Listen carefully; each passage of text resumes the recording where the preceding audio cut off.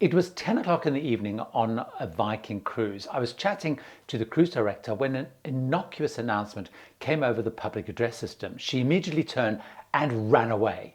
Now, when I discovered how the bridge knew she had to run and how they let her know, it got me thinking about other hidden things on cruise ships that are staring us in the face that we have no idea are there, or simply we're missing the significance of.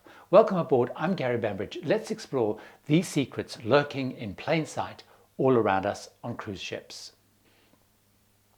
The Viking cruise director had fled to the rear infinity pool as the bridge had seen a man having a late night swim collapse getting out of the pool on the CCTV. There's CCTV everywhere on cruise ships.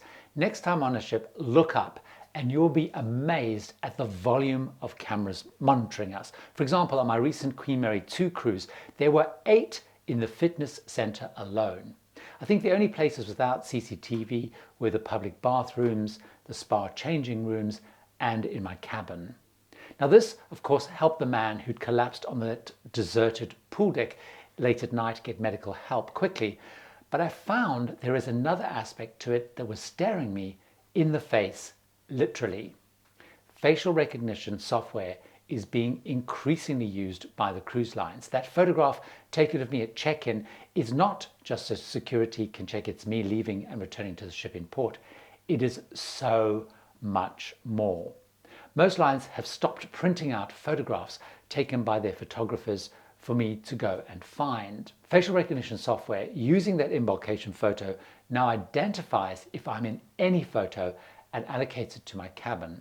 I just tap my cabin number into a screen and all photos with me are there, despite the photographer never asking who I am. As shutdown eased and lines were recording my temperature daily, most used screens where all I had to do was walk up to it, put my face in a circle, and it would recognize me and record my temperature. On a recent Oceania Panama Canal cruise, I didn't even swipe in and out with my cruise card in ports. I stared into a screen briefly and it used facial recognition to identify me and clock me in and out. Royal Caribbean also advised that they used CCTV facial recognition to do contact tracing of people who came up with COVID. While I've not thought about the significance of this new technology staring me in the face, on one of those trips I realized there were other signs that I'd also missed. Coming back from an excursion on that recent Oceania Panama cruise, someone pointed to a key-shaped symbol on the hull and asked me what it meant. Looking closer, there were signs all over the hull staring me in the face that I also had no idea of their significance. So I went to find out. That key-shaped symbol, or bottle lying down as some see it, shows where the ship's stabilizers are. These are the arms deployed in rougher seas to help keep the ship more stable and more comfortable for us passengers. The C-shaped symbol with a line going upwards near the front of the bow warns everyone that the ship has a bow bulb. This is the chunky bulbous area protruding in front of the bow. It's just at the waterline and helps the ship push through seas much more efficiently. There's a circle with a cross through showing where the bow thrusters are. These are sideways pointing thrusters that a ship uses mostly to push away from or get close to the dock or for maneuvering at slow speeds. I noticed numbers running up the hull of the ship and going under the waterline. This I now know is known as the draft scale and shows how deep the very bottom of the hull is in the water. Though of course nowadays, there's modern technology up in the bridge telling them all that information. Another thing I saw in port, which I noticed in my early cruising days on Queen Elizabeth in Bergen, are circular wooden discs placed at the end of the ropes tying the ship up to the quay in ports. I asked the crew who told me they are actually rat guards. They date back to early sailing days when it was discovered rats would scurry up and scurry down those ropes and be exported and imported to foreign lands as well, of course, playing havoc in the ship. These stop that. I realized just how important they were when I was on my Ponant Antarctica cruise in 2021, where it was explained that rats had been brought by whaling ships to South Georgia and had devastated much of the bird life by eating their eggs and their chicks and eventually millions and millions of dollars had to be spent over years to eradicate them. Now, while these signs and symbols are hiding things within the hull, inside the ship, inside the hull, there are also signs staring us in the face that hide something huge. Like me, I'm sure you notice crew-only doors, but also never really think about the scale of what's hidden behind those doors. You also, like me, look at deck plans and focus on the brightly colored areas showing our cabins, bars, lounges, dining rooms, restaurants, theater, casino, pool decks, and so on, not noticing or dwelling on the blank white spaces, their significance, nor the fact that there are missing decks. Often those deck plans start at deck 3 or deck 4.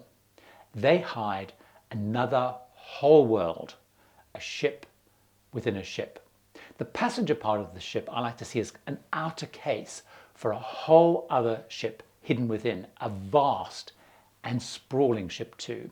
On ultra-luxury lines like Seabourn, Silversea, Regent Seven Sea, there are almost as many crew as passengers sleeping, eating and living inside that ship, inside the ship we inhabit.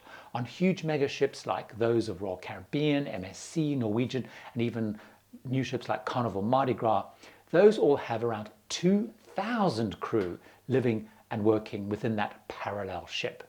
It has cabins, crew bars, fitness centers, restaurants, and a galley that serves different menus for multiple nationalities, medical facilities, open deck areas. Some have pools, some have hot tubs. Within that hidden ship are also what crew on American ships call the I-95. On British ships, they often call it the M1. This is a long passageway running the full length of the ship. It's designed to be the efficient and quickest way for crew to get to and from where they're working, and also for transporting goods, say from storage areas to the galley. Of course, there are also all the storage areas, the engines, the laundry, and all the other things that are needed to operate the ship that we actually inhabit.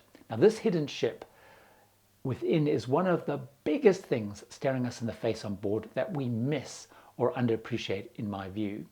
But so is the next one, although it is a bit more subtle. Many cruise ships have in-jokes, or items on board that have huge significance, which are literally staring us in the face, and we pass by or use them every day without realizing their significance. For example, on that recent Cunard Queen Mary 2 crossing I was talking about, there were so many.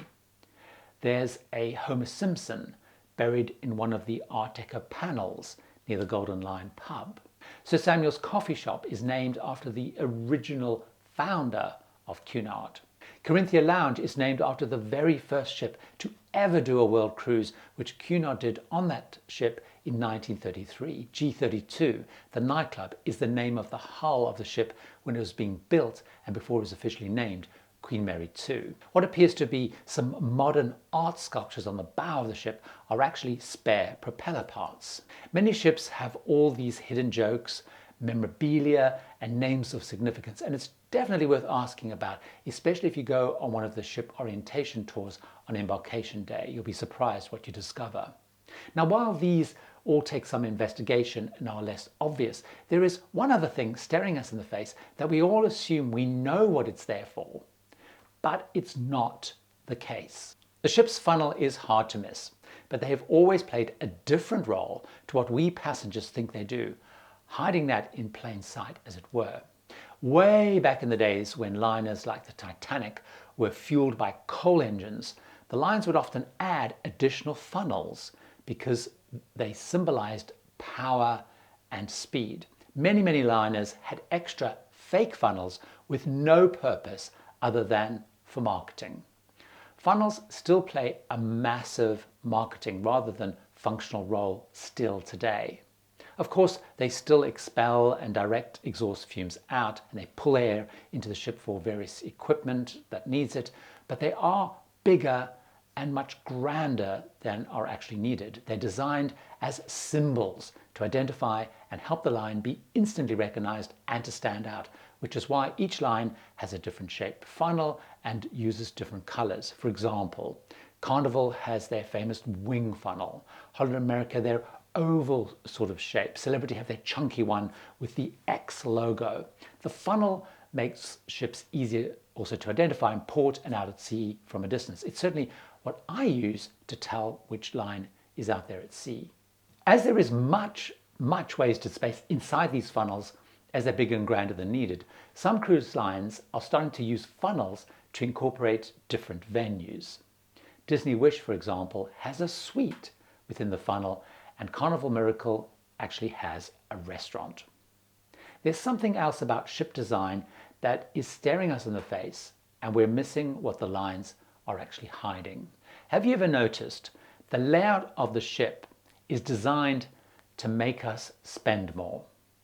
It's most obvious on the main promenade decks, for example. The main dining room is at the very rear of the ship normally, and the theatre at the very front of the ship. These are the two places that most of us visit every evening. Thinking about a recent Holland America cruise, for example, to get to and from the dining room to the World Stage Theatre, I had to walk through or pass through the Music Walk bars, so 4 of those, different lounges, the casino, art gallery, and shops. All of those are revenue generating venues. Another design feature staring us in the face that has big significance is up on the top deck. We want our pools up top and in the sunshine, but this causes all sorts of issues. Have you noticed that the pools are much smaller than they would be on land at a hotel for a similar number of guests as are on a ship? They're often made to look bigger by having a shallow water rim around them, and they're also emptied when the ocean gets rough. If not, you should notice this. Water is very heavy. Even those modest sized pools on ships have over 250,000 pounds of weight added to the top of the ship, risking making it top heavy and challenging to keep the ship stable. So as well as limiting size, pools are placed dead center of the deck and as mid-ship as possible. Pools at the rear of the ship, you'll notice, are much smaller for this reason. Hot tubs on a pool deck will mirror each other on each side to balance out the weight. Counterbalancing weight is then added at the very bottom of the ship to try and keep it stable. And when the ocean gets rough, draining the pool helps with stability, especially when the pool water and that weight starts moving about. While on the pool deck or above, high up on the ship, there's another feature staring us in the face that I have missed until it was pointed out most times. Cruise ships have areas where helicopters can land to do medivacs off the ship, and they can normally be pretty well hidden, but still staring us in the face. On Celebrity, I stumbled across it only when I was invited by the hotel director for a sail-out party from Costa Maya on the bow of Celebrity Solstice, and I found it there. On that Queen Mary 2 trip, I noticed a large yellow dot on a wide open space up on deck 12 sports deck. On your next cruise, when you're on a big open deck space, look down to see if there's a big yellow dot or a big letter H, and the helicopter pad will have been staring you in the face all along. Which brings me to something I cannot believe has been staring at me that I missed, as I could have used it to stop my mother and my mother-in-law getting lost every single time we went cruising with them. I learned this from one of my favorite YouTube channels, Cruisely, who pointed out that cabins are numbered from the front of the ship to the back of the ship, and even cabin numbers are port side and odd numbers are starboard side. So if I or my mum want to head to the rear of the ship, we go in the direction where cabin numbers are going upwards and getting higher and higher, and follow cabin numbers falling and getting lower and lower to go towards the front of the ship. Cruisely also pointed out that on Norwegian Cruise Line, the carpets have tons of little fish motifs in the carpet design pointing in the direction of the front of the ship. And Royal Caribbean Cruise Line, cabin number signs often have ships or small indicators pointing again towards the front of the ship. Things I had been staring in the face, didn't realize. I now have an easy way to find my way forwards or to the rear that has been staring me in the face. I've been on dozens of cruises without even realizing it. If you found this interesting, watch this video about things that make no sense on a cruise ship until you know why. I start with one thing that confuses me more than anything else. See you over there.